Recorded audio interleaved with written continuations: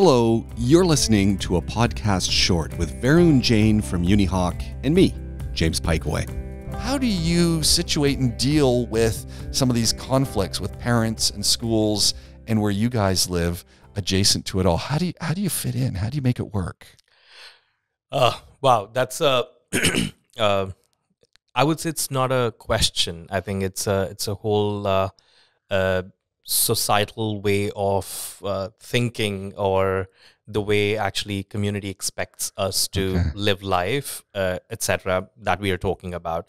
Everything comes down to you as an individual. And what I have learned in the past, I would say, especially 1 year when I moved out and curated UniHawk, was that we need to teach our children as parents, as mentors, as teachers, as even to our friends, that let us not focus on blaming anybody. Let us understand how we can educate ourselves, how we can actually take informed decisions in life, and how we have an ability, or how we build an ability to take decisions in our life and own those decisions. So it's a life skill that actually we have to start teaching children from very early in life, and I think teachers, counselors, parents play a very, very important role in there.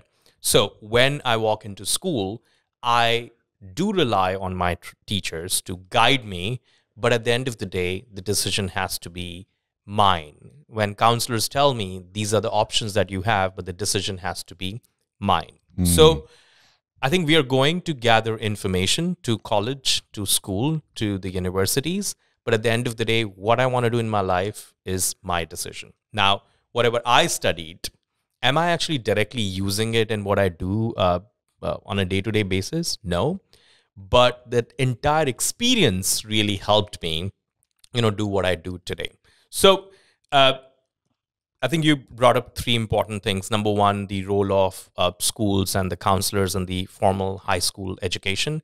Again, we have to identify what do we want and does it work for us. So I do actually know quite a few students currently. One of my close friends, 2 kids are being homeschooled, and we actually are helping them, with the curriculum. And, the one kid is like 11 and one is 13, and they are doing really well because it works for them. Right. But that's a key point, isn't it? That's not a one size fits all. Exactly. And what works for you might not work for me, and what works for the other person. And likewise in our choices, everyone's got their own baggage. Absolutely. And that is why we do not have to follow what others are doing. As I said, it goes back to the decision making, not just of students, even parents. Parents are scared. There are parents communities. Oh my God, everybody is going to summer school. I have to go to summer school. Everyone's got a tutor. I need a tutor. Exactly. And there is a spring break. Oh, after school activities. Hey, can we sit back and talk to our own children and figure out what works for them? Why do we have to push them to do what others are doing?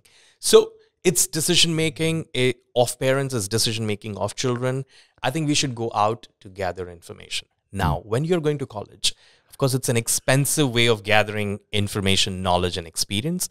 But it's, again, for you to decide whether you want it or not. So that goes back to, again, what are your dreams? What are your goals? Where you want to be? And in that journey, does that college degree or higher education help you? Does that outstanding IB or outstanding British curriculum school will help you reach there? So I think it's the way of thinking. It's the way of defining your goals. So for instance, I know these 2 kids who actually curated this beautiful high school idea to include in their college applications.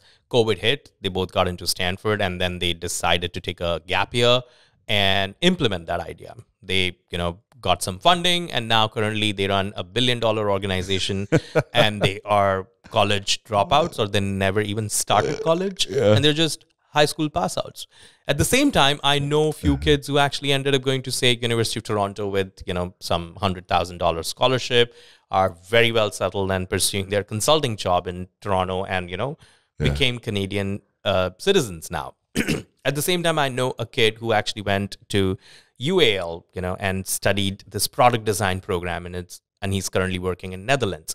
So again, they decided a goal and they worked backwards. It's just all about that. So So is that one of the key things? I'm going to interrupt you for a second. Is that one of the key steps in the UniHawk curated process? And I'm giving it a name. That's right.